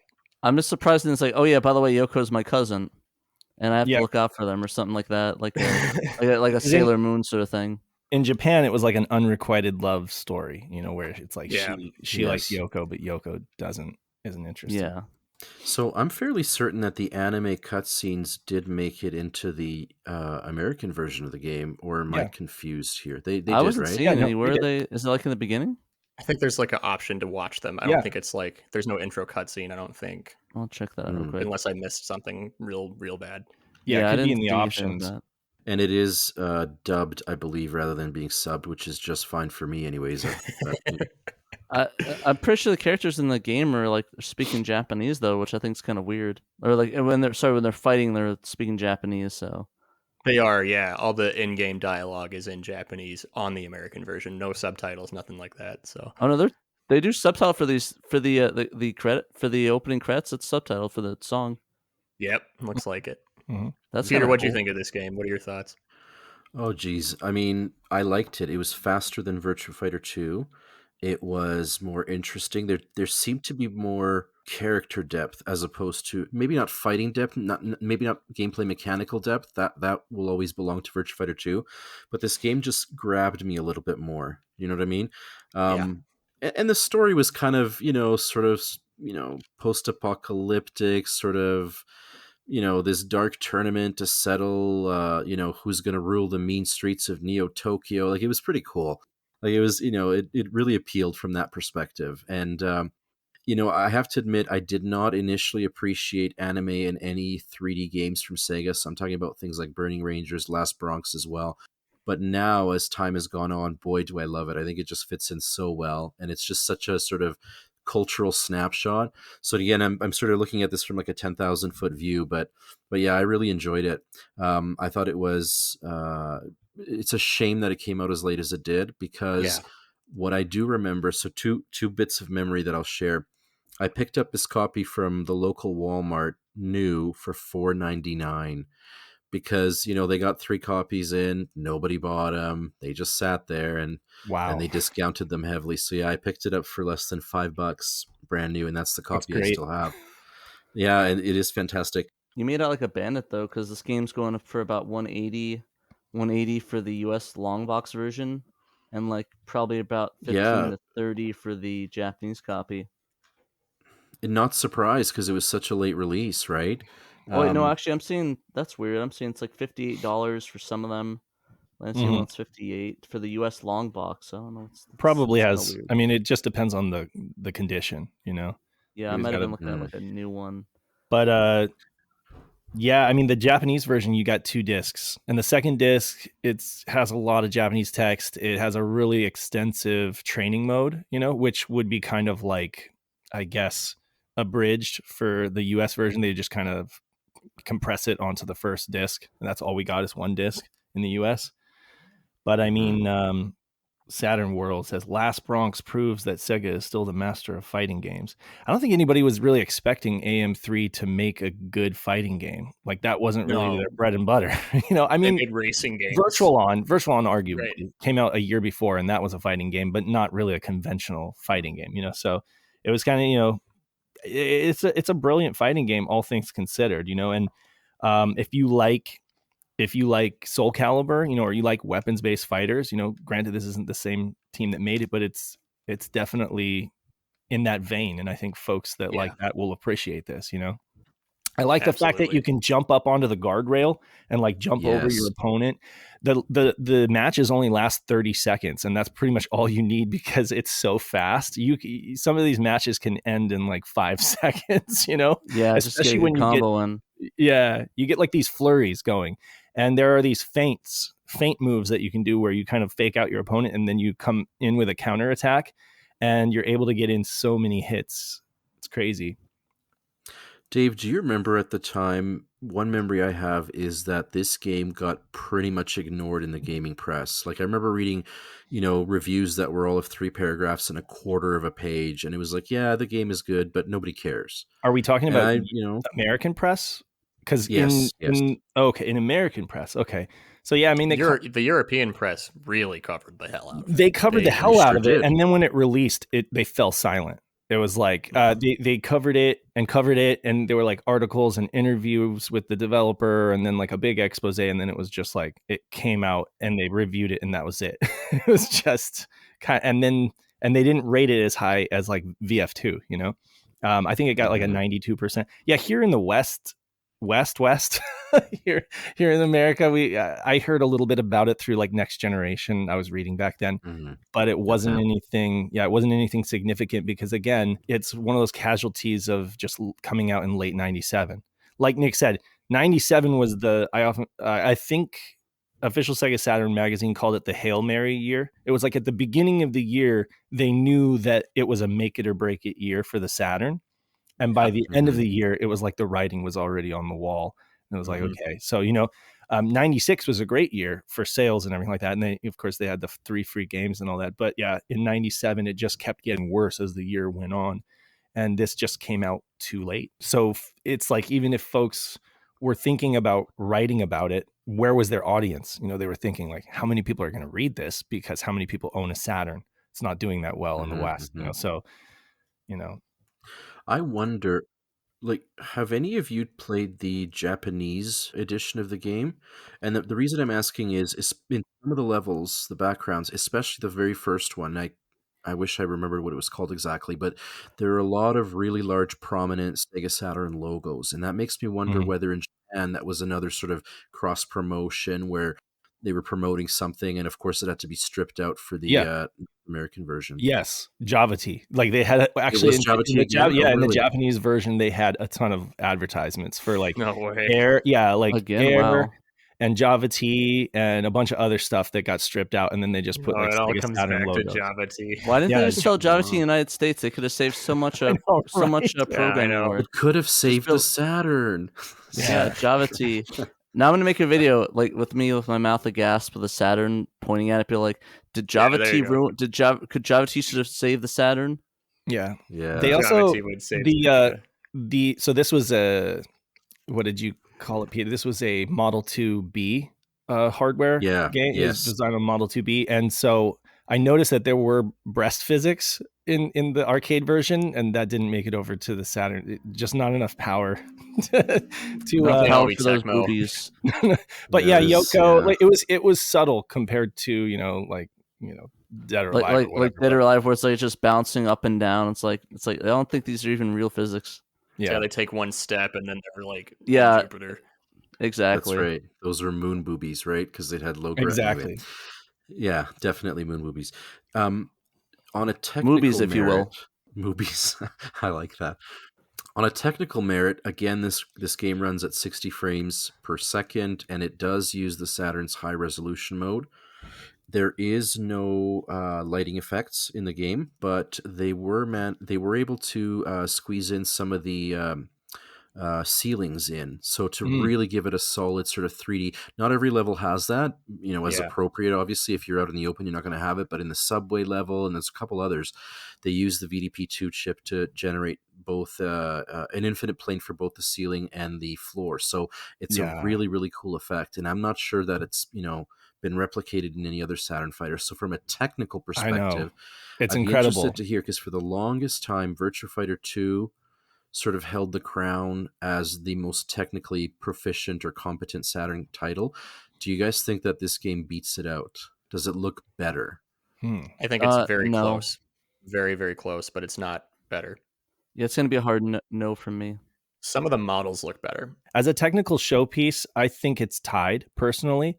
But I think that VF2 always comes out higher because of several things. First of all, it's Yu Suzuki. People hold him in God status, and he designed, they honed that Virtua Fighter 2 so well, the fighting moves and everything like that. Whereas this is definitely more fast and loose, and it's not as much of an art form when it comes to the fighting moves, I think that VF2 fairly always gets kind of ranked higher than this.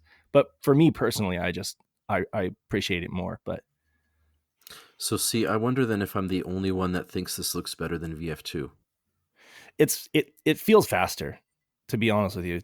And that could just be the tricks they use, with when they whip out the nunchucks or whatever, there are several sprites of the nunchuck to make it look like it's motion blur, and just the game does move very quickly. So, that does, I don't know if it's quicker than Virtua Fighter, but it's more flashy. So maybe the fact that it's quick and flashy just makes it look overall more visually appealing. Yeah. From a technical standpoint, it is very close, but I think it's flashy style.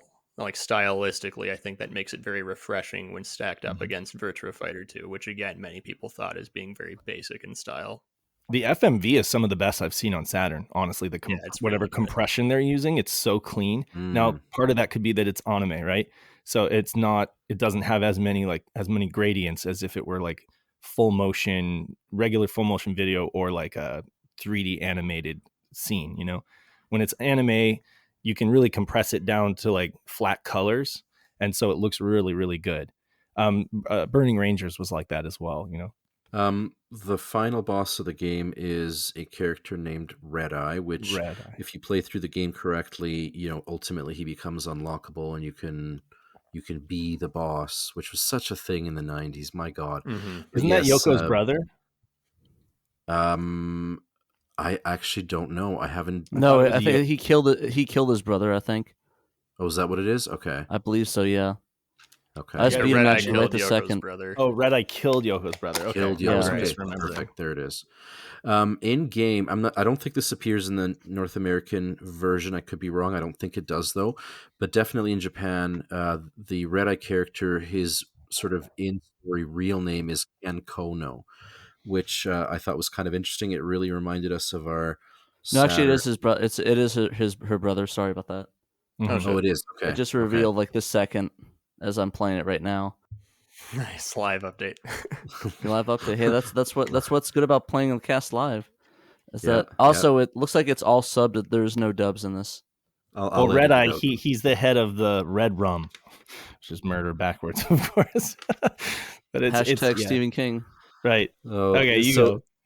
Okay, so if Red Eye backwards is murder, and his real name is Ken Kono, I just there's just too much coincidence. Ken Kona, a murder of crows. There's a connection there for me, a spiritual connection. So, there's something there. Anyway, I digress. Okay, so let's wrap up for Last Bronx, and I'm again going to just do a quick round the table.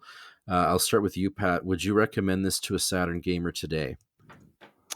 I think it's a fun little playthrough. I don't think it's my favorite game of all time. I do think it's a fun little game though. The thing is that every time I play it, I just keep thinking we could have had Top Skater instead of this. I don't know. To me, I really wish there was a console Top Skater where you didn't have to buy a broken ass skateboard from a Chuck E. Cheese, but just me though. But yeah, overall, I think it's a pretty fun game. I think it's worth playing. I think. So out of 5 stars, how many stars would you give it? Probably a 2, 3. 3 out of 5. Okay, fair enough. Okay. It's not as bad as some of the worst ones, but you know. So it's not on the same level as, say, Criticom? I've never played that one, so probably yes. That's good, Pat. That's good. Keep it that way. It's not worth playing. Don't disgrace the good name of Criticom, Peter. Indeed. Dave, you were mentioning that this is your favorite Saturn 3D fighter. Yes. So obviously a ringing endorsement from you. Like, that's kind of a hot take, I guess, in Saturn circles. Like, some people think I'm crazy, but this is just, this is at the top of my list. I mean, and for the money, you get like arcade mode, versus mode, Saturn mode, survival mode, time attack mode, watch mode, movies, portraits, aerial combo, practice mode, free practice mode, and options. And you've got all the FMV cut, you got the anime cut scenes. You got radical parking lot. I mean, you got the silly post-apocalyptic, dystopian story in the manual, and and if it sucked, then I wouldn't feel that way. But it's great, it's a really well playing fighting game. It's very fast. It's very responsive. I don't ever feel like if I get owned, I just feel like I need to do better. Like I need to, practice more. But I don't ever feel like it's cheap. I definitely feel like the AI is good and fair, and I like playing this with other people, but it's been a really long time since that's happened. But yeah, no, it's a great game. I highly recommend it to folks, at least to play it. Maybe you don't have to buy it, but check it out. Definitely check it out. I mean, I think there's a PS2 version as well. They actually did release this, Japan only, of course, but for the Sega Ages. Yeah, it was, and I think that is actually a port of the Model 2 version, so it's really nice. So if you can't play it on Saturn, try it on PS2. Yeah, I mean, honestly, you could probably pick it up cheap, like I said, I think it was like $15 on eBay. The long box varied, so it definitely could come from 50 to 150. So I guess you get 2 discs with the Japanese version, so it's even better. So you get double the price. Like that's what, $6 a disc.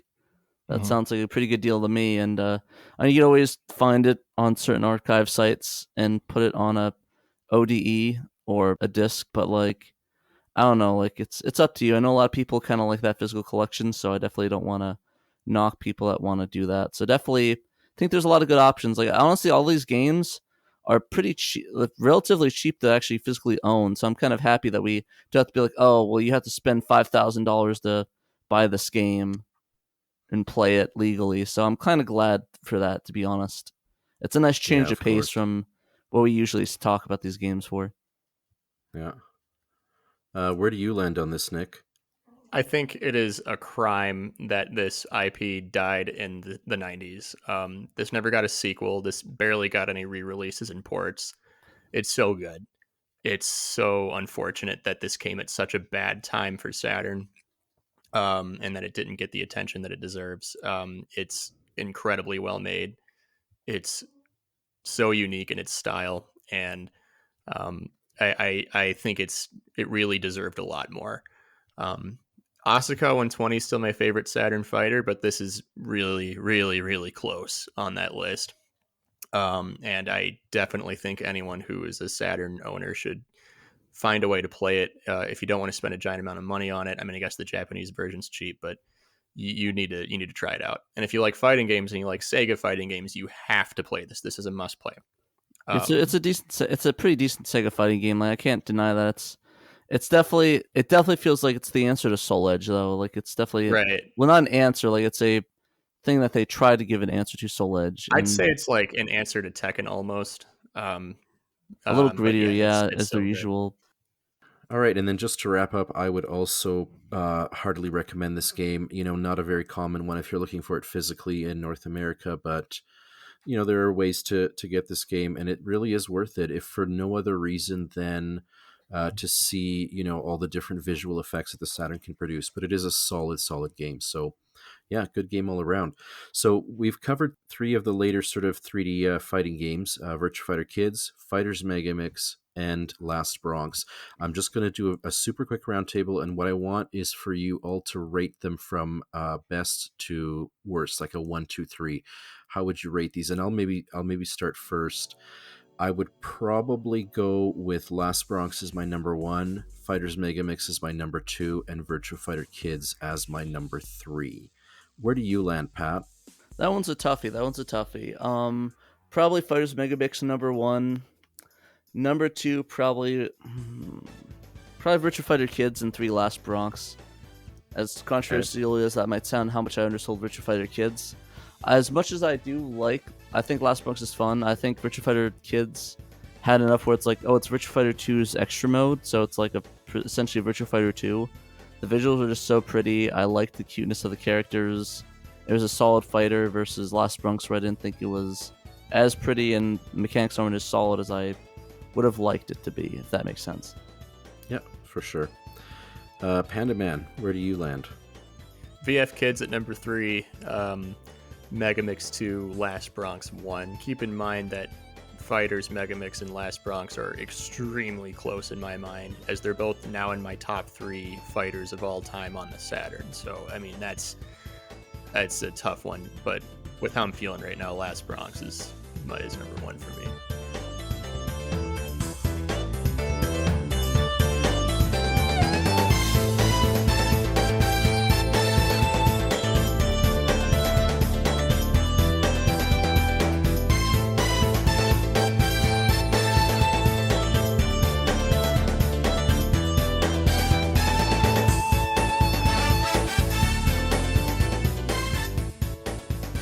Okay, let's move on and just spend a few minutes briefly talking about the obscure game of the cast, and that is Goiken Muyu, Anarchy in the Nihon. So, Anarchy in the Nippon.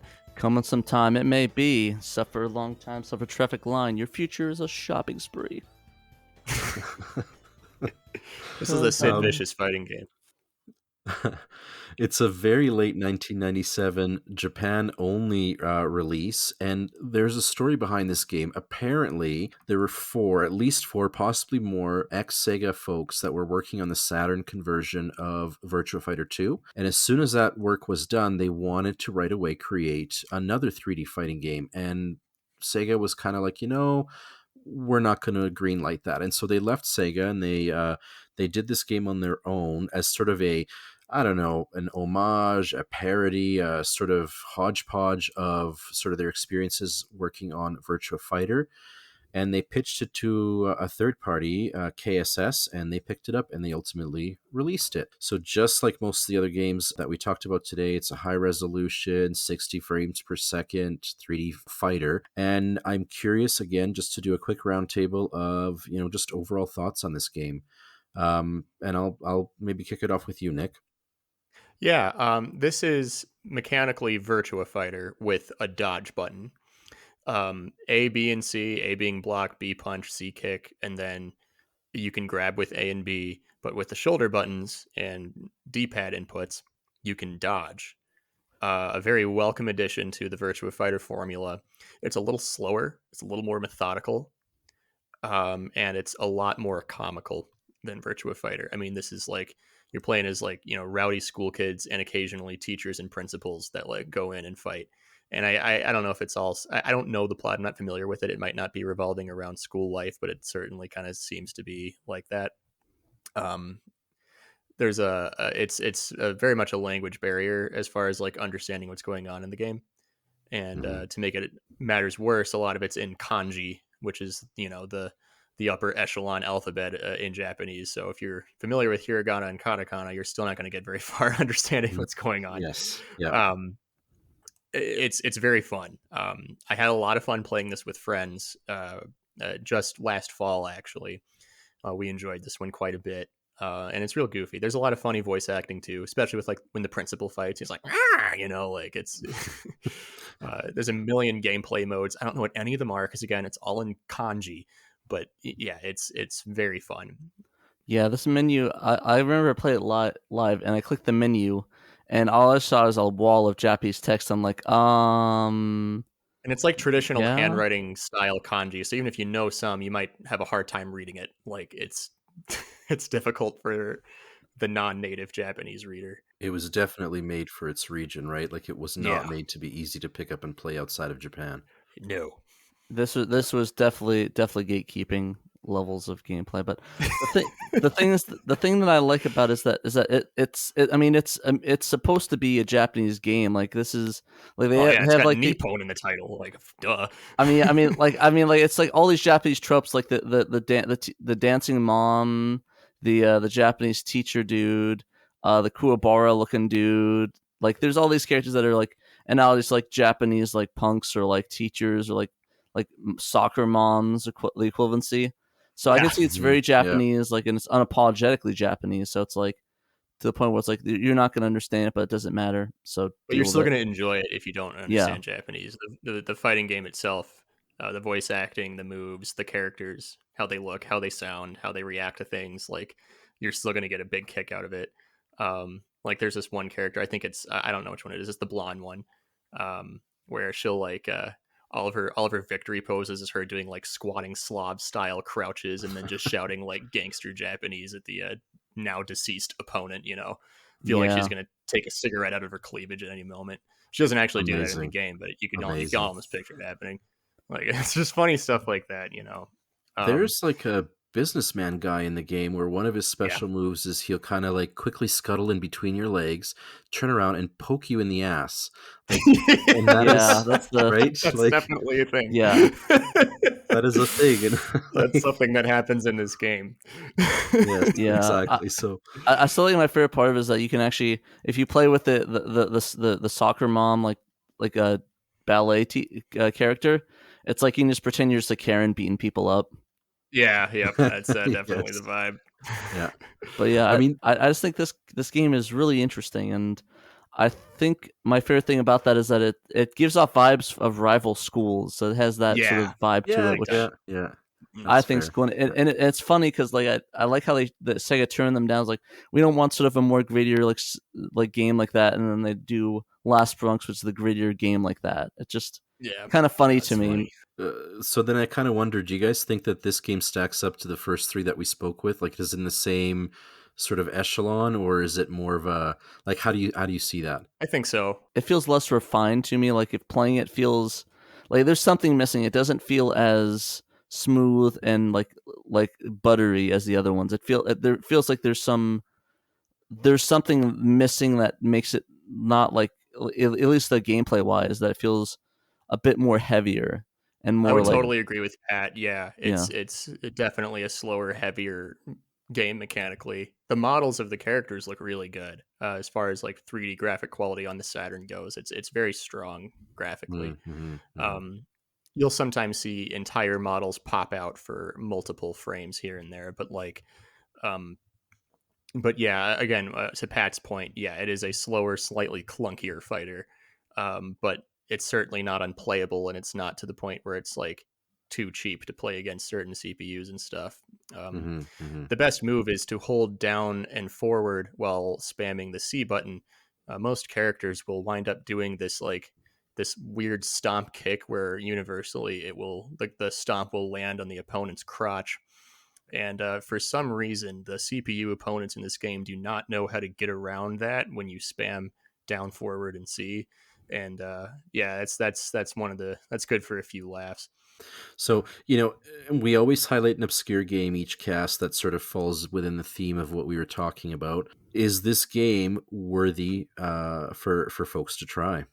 Yes. If you enjoy like games like Rival Schools, I think you'd really enjoy it. Like, I think it's a ton of fun. I think it's just silly, and it's like they're into the Rival Schools. So if you love Rival Schools, what's the Dreamcast name of it? Project Justice. Project Justice. I think people would really enjoy this title, and it's fairly affordable too. Like, I'm looking on eBay, it's to buy it now for $35. So, like, it's not that expensive. Like, that's what I like about this cast. Like, all these games are really affordable. I don't know if that's just was a coincidence, but it is nice. You don't get that often in this console. Let's celebrate that for sure. Yeah. Okay, well then that brings us to the end of our cast, and I want to thank everybody for listening. And I hope that you've learned something about these 3 games, plus the obscure Anarchy and the Nihon game. And thank you so much for listening.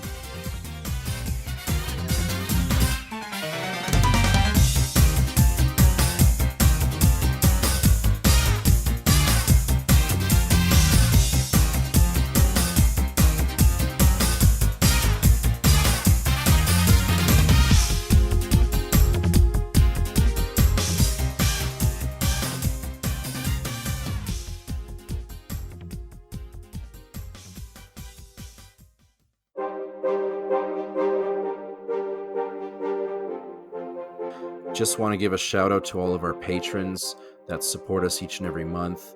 The fact that you guys contribute to our success is paramount. I've said it before, Pat, Dave, others have mentioned it as well. We're nothing without you. Your contributions allow us to keep doing what we do. And so I just want to give a shout out to A Murder of Crows, Blue Moon 95, Emerald Nova, Ioannis Fetz, Nate Lawrence, Cerulean, Chris 1997XX, David Zaney, Derek Pascarella, Fat Drunk Friend Otaku, Gem Clash Orang, Justin, Mamdou Madwar, Normal Guy, Nutrageous, Robert Ramsey, Rowan Dinch, Sega Steve, Stoneman, Tanuki Trev, Theron Brown, and Young Money Sway. Again, folks, thank you so much. And you guys really make what we do possible. So thanks.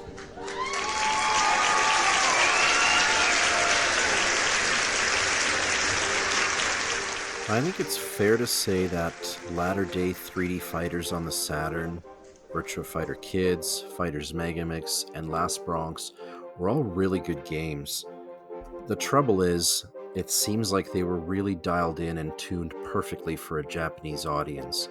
In Japan, they were often accompanied by cross-promotions and other lines that exploited the franchise, figurines, radio shows, you name it. And so they were really a cultural phenomenon. When they came over to the West, all they had going for them was their gameplay. And although their gameplay was certainly fine, it was sad that, at least for the 2 out of the 3 of them, they were mainly ignored. But they are great games, and they are games that are worthy of our time today.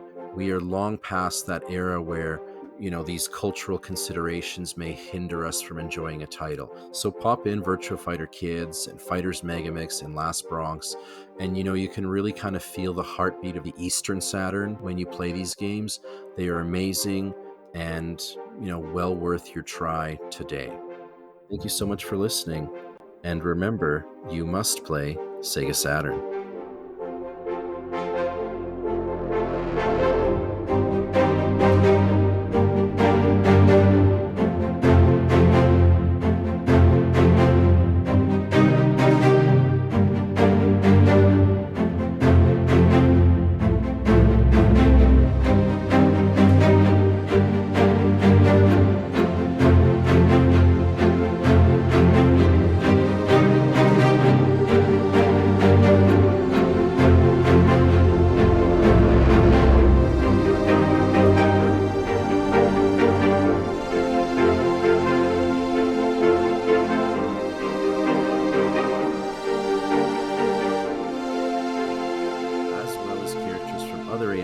Such as Virtua Fighter Kids. So we've got Kids Kira and Kids Sarah.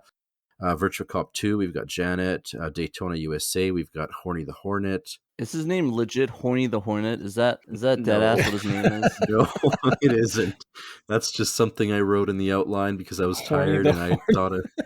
Okay, I thought so. But I just want to cut that right out. I just want to leave it in. Yeah, that's great. There's also. This podcast is a SHIRO Media Group production.